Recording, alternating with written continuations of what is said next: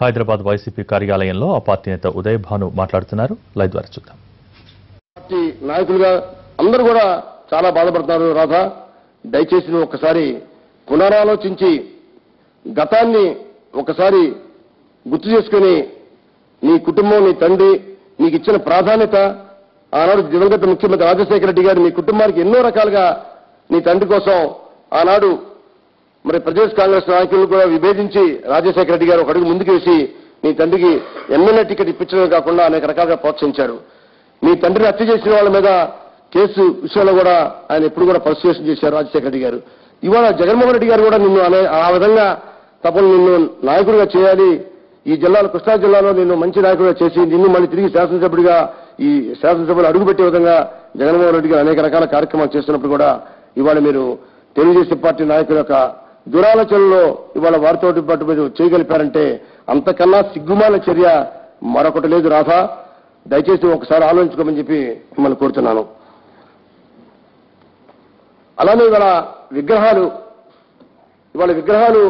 మీరు ఆవిష్కరిస్తుంటే, రంగా గారి విగ్రహాలు ఆవిష్కరిస్తుంటే జగన్మోహన్ రెడ్డి గారు అభ్యంతరం చెప్పినట్టు మార్నింగ్ మీరు ప్రెస్ మీట్ లో నేను విన్నాను.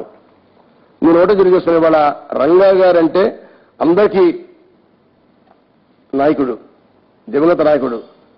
ఇవాళ ఆంధ్రప్రదేశ్లో అంబేద్కర్ గారి విగ్రహాలు, నెహ్రూ, గాంధీ గారి విగ్రహాలు ఎన్నున్నాయో దాదాపుగా రాష్ట్రంలో కూడా చాలా కోస్తా జిల్లాలో అన్ని చోట్ల కూడా రంగా గారి విగ్రహాలు ఉన్నాయి. అన్ని చోట్ల రంగా గారి విగ్రహాలకి ఆవిష్కరణ విషయంలో తప్పకుండా మీరు అందరూ ప్రోత్సహిస్తున్నారు.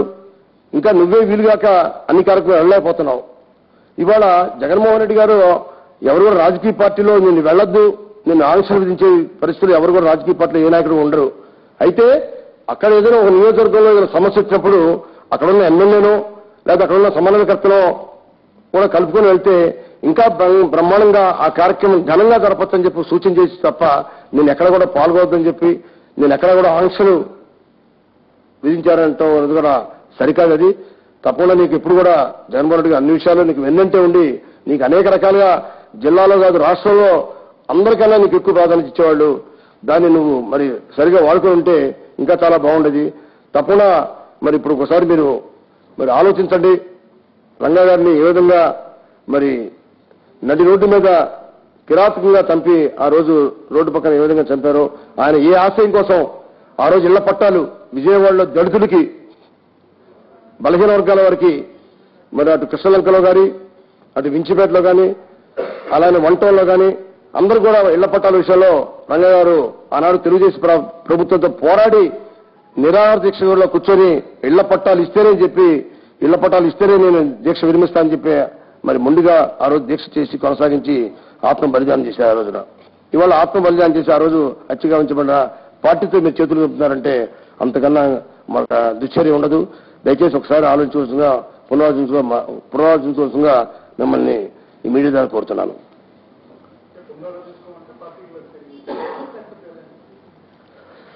అంటే చేసింది తొందరపాటు చర్య. ఎవరు కూడా రంగా గారి అభిమానులుగా రాధా శ్రేయస్ కోరే వాళ్ళు ఎవరు కూడా దాన్ని ఒప్పుకోట్లా. కాబట్టి దాన్ని మేమందరూ కూడా తప్పుగా భావిస్తున్నాం. నా ఆలోచన కూడా నిజంగా విజయవాడ సిటీలో కానీ అతను అభిమానులు కానీ రాష్ట్రంలో ఎవరైనా రంగా గారి అభిమానులు కానీ ఒకసారి ఆలోచించుకోమని అడగమండి, 10 మంది అడగమని చెప్పండి. ఆయన తొందరపడద్దని చెప్పి మేము కోరుతున్నాం.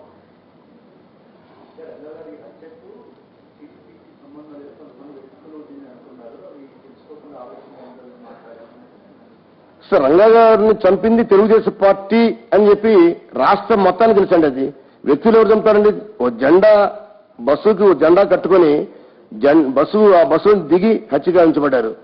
జెండాలు కూడా కట్టుకున్నారు. ఆ రోజు చాలా మంది ఫొటోస్ కూడా ఉన్నాయి ఇప్పటికీ. ఆ బస్సు మీద ఉన్న జెండాలు ఫొటోస్ కూడా ఉన్నాయి. అక్కడ ఆగి ఆ బస్సు తర్వాత అక్కడ వదిలేసి వెళ్ళిపోవటం, అందులో ఇవాళ ఎమ్మెల్యేగా ఉంటాం. ముఖ్యంగా మరి దివంగత దేవినేని నెహ్రూ గారు కూడా ఆ రోజు ఎమ్మెల్యేగా ఉంటాం. మరి నెహ్రూ ఆ రోజు పార్టీలో చేరతానని చెప్పి నాతో కూడా స్వయంగా చెప్పారు.